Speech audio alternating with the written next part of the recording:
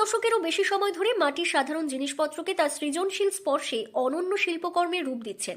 বাজার থেকে সংগ্রহ করা হাড়ি, প্রদীপ, কূপসহ নানা ধরনের মাটির সামগ্রী তার নিখুঁত হাতের কারুকার্য নকশার ছোঁয়ায় পায় নতুন জীবন, নতুন নান্দনিকতা।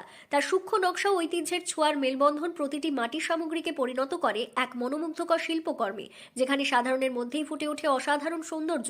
প্রথাগত মাটির সরল সৌন্দর্যের সঙ্গে তিনি জুড়ে দেন ঐতিহ্যের ছোঁয়া এবং মনোরম নকশার বৈচিত্র্য, যা দর্শককে মুগ্ধ করে। আপনার বয়স কত? 70-72 বছর বয়স। আপনি নিজেই দেখছি হাতে রং তুলি দিয়ে হ্যাঁ মাটির জিনিসগুলোকে আরো সৌন্দর্য করে তুলছেন। হ্যাঁ, সৌন্দর্য করে আমরা 2 পয়সা পাই, ডবল পাই আর কি। যে 10 টাকায় কিনি তো 20 টাকা পাই, এরকম ভাবে সংসার চালাই, বুঝলে। কত বছর ধরে এই কাজ করছেন? কাজ করছি আর অনেকদিন, 30 বছর হয়ে গেল। আমার বয়স 70 বছর। এই মাটির জিনিসগুলো কোথা থেকে কিনে আনেন? কাশীপুর থেকে, মহারা পাথরডি, কেশরগড়, চারদিকে থেকে, কি পুরুলিয়া থেকে আইনে নিয়ে যোগাযোগ করে এখানে তৈরি করে বিক্রি করি। কি কি দিয়ে এই রংগুলো করছেন? রংটা কিনে নিয়ে আমরা রং করি। কিসের রং হচ্ছে এগুলো?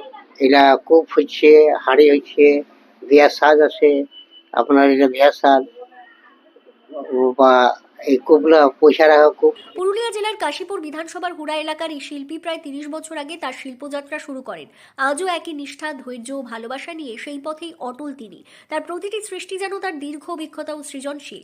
নিজের শিল্পযাত্রা সম্পর্কে অনিল চন্দ্র পাল বলেন, ছোটবেলা থেকেই হাতের কাজ আর নকশা আঁকতে ভালোবাসতাম। তবে সংসার চালাতে একসময় মাটির জিনিসপত্র বিক্রি করতে শুরু করি। সেখান থেকে আমার মনে ভাবনা আসে, এই সাধারণ মাটির জিনিসগুলোকে নকশার কারুকার্যে সাজিয়ে তোলা যায় না। সেই ভাবনা থেকে শুরু হয়েছে আমার পথ চলা, যা আজও অবিরামভাবে করে চলেছি। পরিশ্রম কি রকম হচ্ছে? পরিশ্রম ভালো হয়। একটা হাঁড়িতে আপনার 1 ঘন্টা টাইম লাগে। পরিশ্রমের তুলনায় পারিশ্রমিক মিলছে না, সেটা যাই হোক, মোটামুটি কিছু পাই, সেই হিসাবে কিছু পয়সা পাই। আমাদের তো অন্য কিছু কাজ নাই, শিল্প কাজ এটারই আমাদের দাম। আমরা নিজেরা তো করি নাই, করতে পারি তো, আমাদের সময় পাইনি। পরিবারের আপনি একা নাকি আরো কেউ করেন? না, আমার ঘরে আছে ওই অন্তঃশীলরা আছে, আর একজন ওই আমার স্ত্রী আছে।